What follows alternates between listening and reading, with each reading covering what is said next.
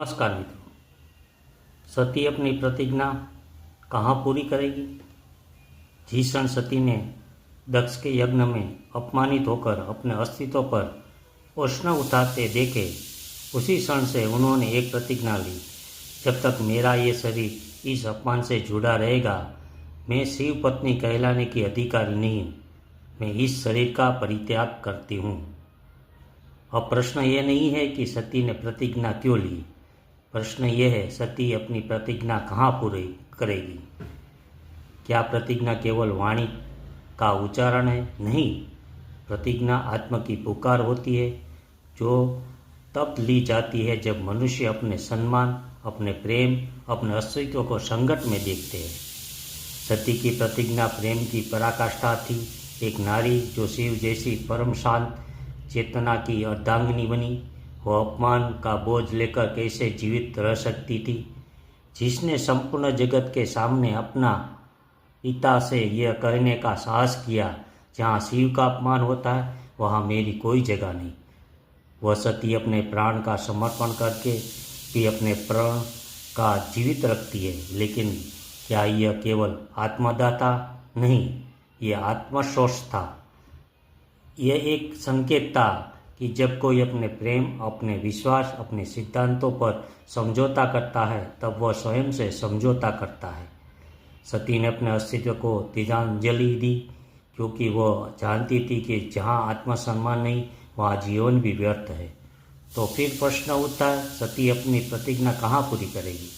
क्या वह यज्ञ कुंड था जहाँ उन्होंने देह त्याग किया, या वह शिव का हृदय था जिसमें उन्होंने अग्नि आज भी जलती है? सती अपनी प्रतिज्ञा पर उस क्षण पूरी करती है जब वह स्त्री यह समझती है कि उसका आत्मसम्मान सर्वोपरि है।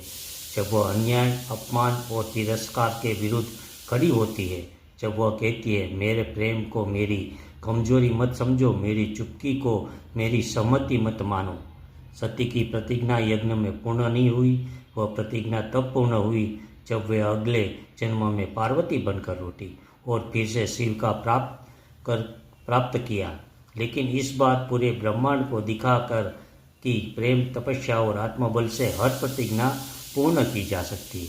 तो आज जब तुम अपमानित अनुभव करो, जब तुम्हारे सिद्धांतों पर आघात हो, तब तुम्हारे जीवन का कोई शिव तुम्हारे सम्मान की रक्षा न कर पाए, तो तुम सती बनो। लेकिन वही रुक मत जाना। आगे चलकर राख बन जाना ही प्रतिज्ञा की पूर्णता नहीं है। उस राख से पूर्ण जन्म लेना, पार्वती बनकर फिर संसार को अपनी शक्ति दिखाना, यही सती की प्रतिज्ञा की पूर्णता है।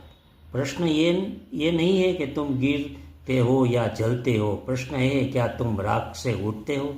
क्योंकि सती की प्रतिज्ञा का स्थान कोई यह यज्ञकुंड नहीं। सती की प्रतिज्ञा हर उस स्त्री और पुरुष के हृदय में पूर्ण होती है जो अपने आत्मसम्मान को सर्वोपरि मानते, जो प्रेम में अंधे नहीं जागरूक होते, जो त्यागते नहीं संकल्प लेते, और जो हर बार गिर के बाद भी खड़े होते हैं एक नए स्वरूप में, एक नई चेतना के साथ। सती की प्रतिज्ञा वहाँ पूर्ण होती है जहाँ तुम अपने भीतर की अग्नि को बुझाने नहीं देते, जहाँ तुम अपने सत्य को जीने का साहस रखते, जहाँ तुम कह सकते हो, मेरे प्रेम का मूल्य मेरे आत्मसम्मान से नीचे नहीं हो सकता। तो आज निर्णय लो, तुम सत्य की तरह प्रतिज्ञा कर सकते हो, पर पार्वती की तरह उस प्रतिज्ञा को पूर्ण भी कर सकते हो। क्योंकि जीवन में हार अपमान से नहीं होती, हार तब होती है जब तुम उसे स्वीकार कर लेते हो, और जीत तब मिलती है जब तुम राख में भी एक नई दुनिया खड़ी कर देते हो। Subscribe, like, share @ mythology Bharat. धन्यवाद। नमस्कार।